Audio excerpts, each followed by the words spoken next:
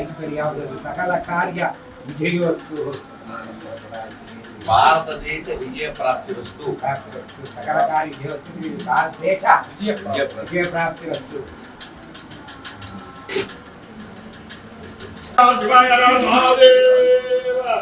ఓం నమో శంభవే విజమయ భవాయ హర మహాదేవ హర మహాదేవ హర మహాదేవ.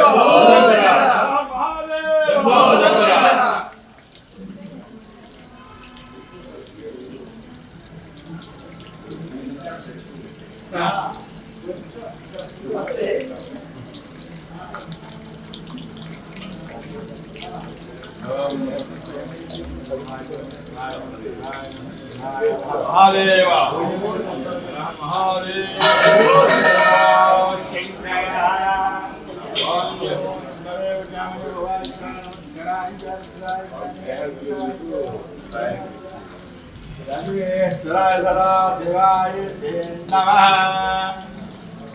అంబికేశ్వర స్వామికి జై, అంబికేశ్వర స్వామికి జై, అంబికేశ్వర స్వామికి జై.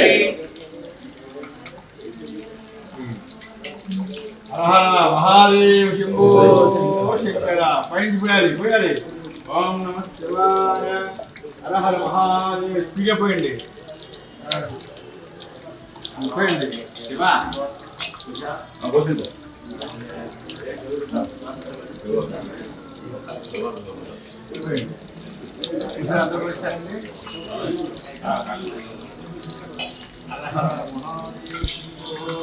శంకర.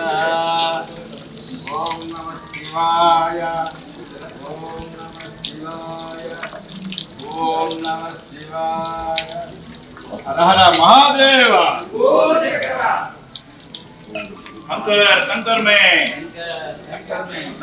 कंकर में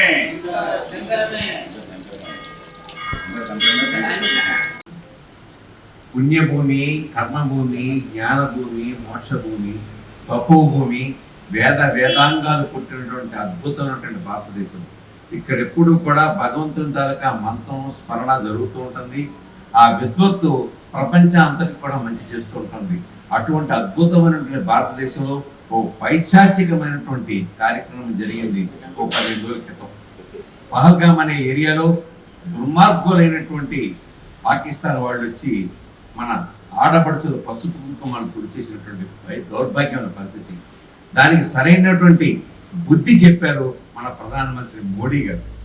ఖచ్చితంగా ఎవరైతే టెర్రరిజం అటాక్ చేశారో వాళ్ళందరి మీద ఇరుచుకుపడి వాళ్ళ యొక్క ఆ క్యాంపులన్నీ కూడా సర్వనాశనం చేయడం జరిగింది. ఈ రకంగా చెప్పుకుంటూ పోతే భారతదేశం యుద్ధం ఎప్పుడూ చేయలేదు. మీరు అందరూ గుర్తుపెట్టుకోవాలి. ఈ టీవీ చూస్తున్న వాళ్ళందరూ కూడా మీరు అర్థం చేసుకోండి. యుద్ధం జరుగుతుంది అంటున్నారు. యుద్ధం జరగట్లా. ఎవరైతే మన మీద అటాక్ చేశారో వాళ్ళకి బుద్ధి చెప్పారు తప్ప యుద్ధం అనేది జరగలేదు. ఇటువంటి పరిస్థితుల్లో ఎట్టి పరిస్థితుల్లో కూడా ఈ 5 రోజులు జరిగినటువంటి ఈ యొక్క దురాక్రమణ అనండి లేకపోతే వాళ్ళ మీద అటాక్ అనండి జరిగిన తర్వాత వాళ్ళ కాళ్ళు ముడి చేశారు. వాళ్ళు శక్తిహీనులు అయిపోయారు. ఎందుకంటే ధర్మం ఎప్పటికీ గెలుస్తుంది అనేది దీనికి ఉదాహరణ మాత్రమే.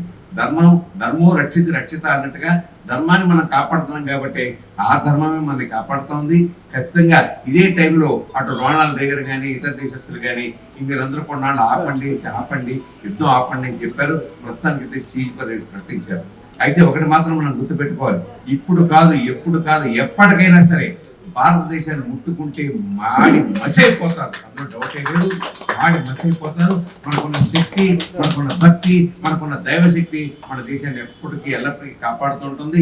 అటువంటి ఈ యొక్క భారతదేశాన్ని ఏడుతున్నటువంటి మోడీ గారు కానీ, అమిత్ షా గారు కానీ, మన రక్షణ శాఖ మంత్రి గారు కానీ వీళ్ళందరినీ కూడా మనం వాళ్ళ యొక్క క్రమమైన పద్ధతిలో అటు పక్కన మిలిటరీ కానీ, సైనికులు కానీ, ప్రతి సైనికులు ప్రాణాలు అర్పించిన సైనికులు కానీ పూర్తిగా మా యొక్క సంతాప సూచన చెప్తున్నాం. అలాగే భారతదేశాన్ని కాపాడటం కోసం దేశం లోపల మేము ఉన్నాం. దేశబిడ్డ మీరు మమ్మల్ని కాపాడుతూ 24 గంటలు కంటికి రెప్పగా కాపాడుతున్న ప్రతి సైనికుడికి కూడా ఈ విషయంలో నేను పాదాభివందనం చేస్తున్నాను. అలాగే మోడీ గారి యొక్క నేతృత్వంలో అద్భుతమైన మన విజయాలు సాధించబోతున్నాం.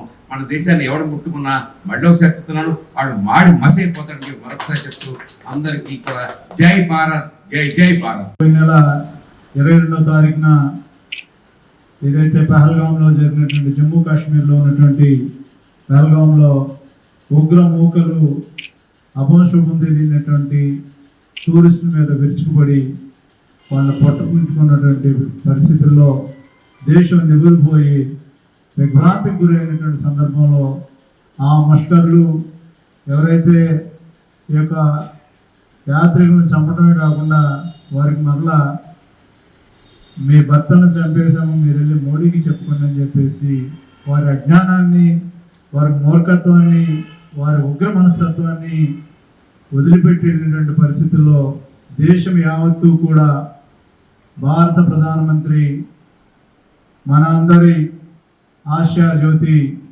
దమ్మున్న ప్రధానమంత్రి ప్రపంచ దేశాల పెద్దన్న శ్రీ గౌరవ నరేంద్ర మోడీ గారు వారి యొక్క ఆధ్వర్యంలో దేశంలో జరుగుతున్నటువంటి ప్రస్తుత పరిస్థితులు వాటన్నిటికీ ధీటైనటువంటి జవాబులు ఇచ్చేదానికి మన సైన్యం సన్నద్ధంగా తయారయ్యి సైన్యానికి కావలసినటువంటి అన్ని అనుమతులు ఇచ్చినటువంటి ప్రధానమంత్రి, మరి ముఖ్యంగా ప్రపంచ దేశాల్లో ఉన్నటువంటి అన్ని దేశాలకు కూడా ఏదైతే పాకిస్తాన్ ఉగ్రమూకలు ముష్కర్లు చేసినటువంటి దాడిని దౌత్య పద్ధతిలో తెలియజెప్తూ వారికి సరైనటువంటి గుణపాఠాన్ని ఇచ్చే విధంగా మనందరం తయారుగా ఉన్నటువంటి పరిస్థితిలో మనం ఏనాడు యుద్ధాన్ని కోరుకోలేదు. కానీ ప్రపంచంలో ఉన్నటువంటి ప్రపంచ దేశాలు గమనిస్తున్నటువంటి ఈ తరుణంలో పాకిస్తాన్ యుద్ధానికి ముందుకొచ్చి వాళ్ళు తోకముడిచినటువంటి పరిస్థితుల్లో నిన్న మనం వాళ్ళు చేస్తున్నటువంటి యుద్ధానికి ఇంతకు ముందు చెప్పినటువంటి పెద్దలు మన యుద్ధానికి ముందుకు పోలేదు. వాళ్ళు ఏదైతే యుద్ధం చేద్దామని మన మీదకి వచ్చారో వారికి ధీటైనటువంటి జవాబునిచ్చినటువంటి ప్రధానమంత్రి గారు రాబోయేటువంటి రోజుల్లో తాత్కాలికంగా నిన్న ప్రకటించినటువంటి కాల్పురం ఏదైతే ఉందో అది కొనసాగుతూనే వారు గనక మరలా ఏదైనా దాడి గనక చేస్తే దాన్ని మనం యుద్ధం కింద ప్రకటించి మనం కూడా వారికి ధీటైనటువంటి సమాధానాన్ని ఇచ్చే దిశగా మన దేశంలో ఉన్నటువంటి సర్వం ఒడ్డి పోరాడుతున్నటువంటి సైనికులకి మనందరం కూడా సంఘీభావంగా, అదేవిధంగా ఉగ్రమూకల యొక్క చేతులు అసూలు బాసినటువంటి వారి కుటుంబాలకి మనందరం కూడా ధైర్యాన్ని ఇస్తూ ప్రధానమంత్రి గారు వారు నిండు నూరేళ్లు ఆయురారోగ్యాలతోటి దేశాన్ని సురక్షితంగా సురక్షితంగా ఇవాళ అన్ని విషయాల్లోనూ కూడా ప్రపంచ దేశాల్లో ఓ చక్కటి పరిపాలన అందిస్తూ ఇవాళ మనందరి సౌఖ్యం కోసం, మనందరి సౌభాగ్యం కోసం చేస్తున్నటువంటి ప్రయత్నాలకు మనందరం ఐకమత్యంగా ఇవాళ ఉన్నటువంటి ఆధ్యాత్మిక కేంద్రాలు ఏవైతే ఉన్నాయో కొన్ని లక్షల కేంద్రాలు భారతదేశంలో ఉన్నటువంటి ఇందాక అంబికా గారు చెప్పినట్టుగా ప్రతి చోట కూడా భగవన్నామ స్మరణ జరుగుతూ ఉంది. ఆ యొక్క విధానం ఈ ప్రపంచ దేశాల్లో ఏ దేశానికి లేనటువంటి ఖ్యాతి భారతదేశానికి ఉంది. ఇవాళ భారతదేశం వైపు కన్నెత్తి చూడాలంటే కూడా భయపడేటువంటి పరిస్థితుల్లో మనం ఇవాళ అన్ని విషయాల్లోనూ సర్వం సైన్యాన్ని తయారు చేసి పెట్టుకున్నటువంటి పరిస్థితుల్లో భారత పౌరులుగా మనకి మన బాగోగులు చూడటానికి ప్రధానమంత్రి గారు మనందరికి తెలుసు మీకు. ఎందుకంటే యుద్ధం జరుగుతూ ఉందని మనం పేపర్లో చూడటం, టీవీలో చూడటం తప్ప దానికి సంబంధించినటువంటి ఆనవాలు కానీ దానికి సంబంధించినటువంటి కనీస సూచన కానీ మనందరం కూడా ఎక్కడ చూడలేదు. కానీ మనందరం కూడా సోషల్ మీడియాలో చూస్తున్నాము, పత్రికల్లో రాస్తూ ఉన్నారు. కానీ ప్రపంచంలో ఉన్నటువంటి పాకిస్తాన్ ఒంటరిని చేశాం. పాకిస్తాన్లో ఈవేళ అన్ని సరుకులు కూడా రేషన్ విధించారు, వాళ్ళు అనుమతిస్తామన్నారు. మనం వారికి ఏదైతే మన యొక్క దయాదాక్షిణ్యం తెస్తున్నటువంటి సింధు జలాలను కూడా మనం నిలిపేయడంతో మనం దౌత్య నీతిలో మనం ముందంజలో ఉండి అన్ని విధాలుగా యొక్క దేశాన్ని అష్టదిగ్బంధనం చేసే విధంగా ఎటువంటి యుద్ధం చేయకోకుండానే మనం మౌనంగానే ఉండి మన పని మనం చేసుకుంటూనే ఇవాళ ప్రపంచ దేశాల శాంతిని కోరేటువంటి భారతదేశం ఈవేళ అన్ని దేవాలయాల్లో చేస్తున్నటువంటి యొక్క విజ్ఞాపనలే భగవంతుడు అన్ని విషయాలను మనకు తోడుండాలని కోరుకుంటూ ఈవేళ అంబికా మాత దేవాలయంలో అంబికా కృష్ణ గారి ఆధ్వర్యంలో, అదేవిధంగా భారతీయ జనతా పార్టీ కుటుంబ సభ్యులు, విశ్వ హిందూ పరిషత్ కుటుంబ సభ్యులు, బజరంగ్ దళ కుటుంబ సభ్యులు, సమత ఫౌండేషన్ సంబంధించిన సంస్థ అందరికీ కూడా ఈవేళ పేరు పేరున కృతజ్ఞతలు తెలియజేస్తూ సెలవు తీసుకుంటున్నాను. జై హింద్, జై భారత్. గత 20 సంవత్సరాలుగా దంత సమస్యలతో పాటు దవడ మరియు ముఖ సంబంధ సమస్యలకు చక్కని చికిత్సలు అందిస్తున్న శ్రీ రామకృష్ణ దంత వైద్యశాల, నరసింహారావుపేట, ఏలూరు. ఎమర్జెన్సీస్ లో వాడే ఆక్సిజన్ కాన్సంట్రేటర్లతో పాటు air purify, UV light steriliser, ULV fogger వంటి పరికరాల ద్వారా పరిశుభ్రమైన వాతావరణంలో చికిత్స అందించబడుచున్నది. ఆర్వీజీ ద్వారా అతి తక్కువ రేడియేషన్ ఉపయోగించి దంతవ్యాధి నిర్ధారణ మరియు రూట్ కెనాల్ వైద్యం చేయబడుచున్నది. డెంటల్ లేజర్ ద్వారా కుట్లు లేకుండా సర్జరీలు, ఇంప్లాంట్స్ కిట్స్ ద్వారా పళ్ళు లేని వారికి ఫిక్స్డ్ దంతాలు, రూట్ కెనాల్ చికిత్సలకు ఎండో మోటార్ వంటి ఆధునిక పరికరాలు కలిగిన నమ్మకమైన డెంటల్ క్లినిక్. అత్యంత ప్రామాణికమైన ఆటోక్లావింగ్ పద్ధతిలో శుభ్రపరిచిన ఇన్స్ట్రుమెంట్స్ వాడడం మా ప్రత్యేకత. దంత సమస్యలకు చికిత్సతో పాటు విరిగిన దవడ మరియు ముఖ ఎముకలకు చికిత్స, ఎత్తు మరియు వంకర దవడలకు కాస్మెటిక్ సర్జరీ, యాక్సిలోఫేషియల్ వంటి చికిత్సలకు చిరునామా శ్రీ రామకృష్ణ దంత వైద్యశాల,